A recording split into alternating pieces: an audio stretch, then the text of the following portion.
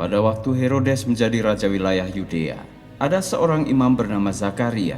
Ia termasuk rombongan Imam Abia. Istrinya berasal dari keturunan Harun, namanya Elisabet. Keduanya adalah orang-orang yang saleh di hadapan Allah. Mereka hidup menurut segala perintah dan hukum Tuhan dengan tidak bercacat.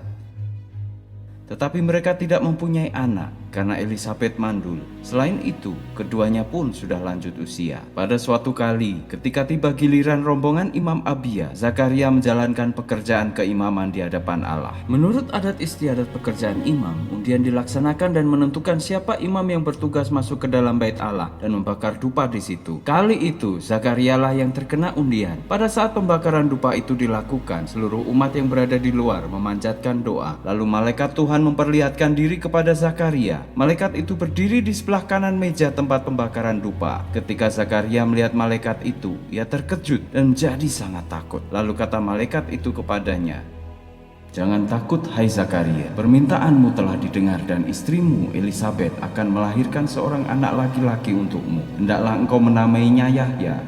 Engkau akan berbahagia dan bergembira, dan banyak orang pun akan senang dengan kelahiran anak itu. Ia akan menjadi orang yang besar pada pemandangan Tuhan. Ia tidak akan minum anggur atau minuman keras, dan ia akan dikuasai oleh Roh Allah sejak dalam rahim ibunya. Ia akan memimpin banyak orang dari Bani Israel kembali kepada Allah, Tuhan mereka. Dengan roh dan kuasa Nabi Ilyas, ia akan berjalan mendahului Tuhan untuk membuat hati bapak-bapak berbaik kembali dengan anak-anaknya, dan orang-orang durhaka kembali kepada hikmat orang-orang benar. Dengan demikian, ia menyiapkan bagi Tuhan suatu umat yang layak baginya." Maka kata Zakaria kepada malaikat itu, "Bagaimana hamba dapat meyakininya? Hamba sudah tua dan istri hamba pun sudah lanjut usia."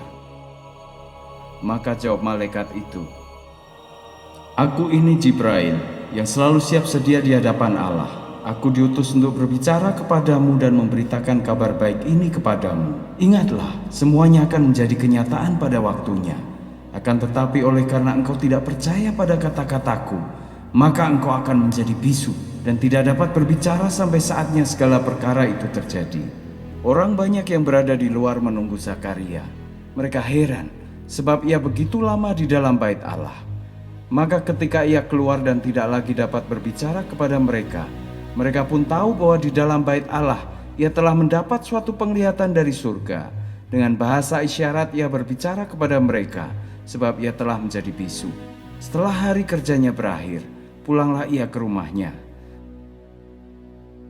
Tak lama kemudian mengandunglah Elisabet istrinya. 5 bulan lamanya Elisabet tidak memperlihatkan dirinya kepada orang-orang. Ia berkata, "Ini adalah pekerjaan Tuhan bagi diriku." Akhirnya ia memperhatikan aku dan menghapuskan aibku di depan orang.